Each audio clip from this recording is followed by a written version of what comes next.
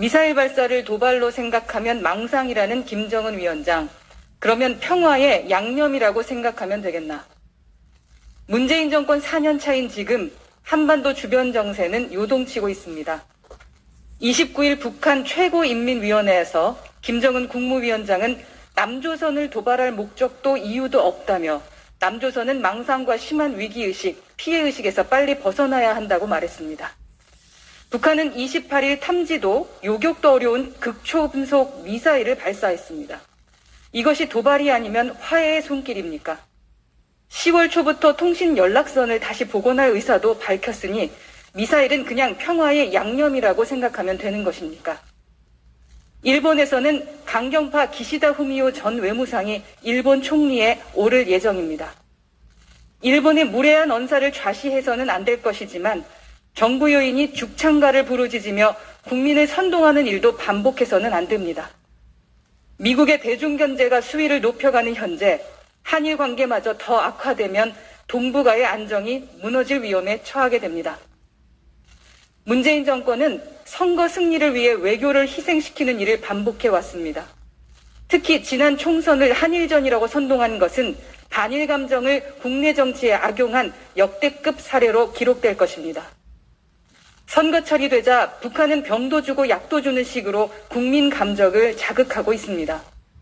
그러나 우리 국민은 2018년 지방선거 직전 이루어진 도보다리 만남의 결과가 얼마나 위선적이고 허무했는지 똑똑히 기억하고 있습니다. 문재인 정권은 정말로 망성을 버려야 합니다.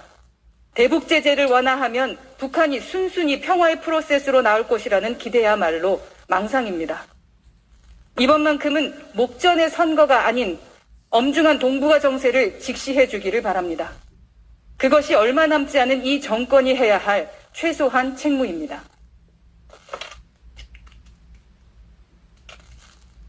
민노총에 대한 정부의 단호한 대처만이 국민을 보호할 수 있다.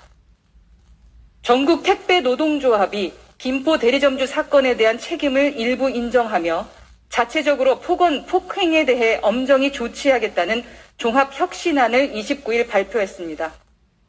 하지만 국가의 법이 아니라 때법을 따르는 민노총의 자체적인 폭행 금지 지침이 얼마나 실효성이 있을지 의문입니다. 민노총은 지금도 대한민국 곳곳에서 불법 행위를 자행하고 있습니다. 빵 파업이 한 달째 지속되어서 파리바게트 점주들은 직접 재료를 수급해가며 피눈물로 하루하루를 버티고 계십니다.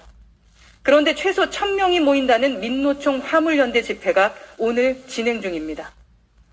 뿐만 아니라 조선업계에서도 민노총 금속노조의 현대제철 불법 점거 사태로 선박용 후판 공급에 차질을 빚고 있습니다.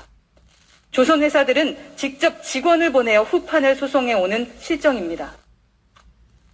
법원이 현대제철 노조에 대해 불법 점거 퇴거 명령을 내렸으나 꿈쩍하지 않고 기업은 강력한 노조의 불법 행위에 마땅한 대응 수단이 없습니다. 그야말로 무소불위 민노총입니다.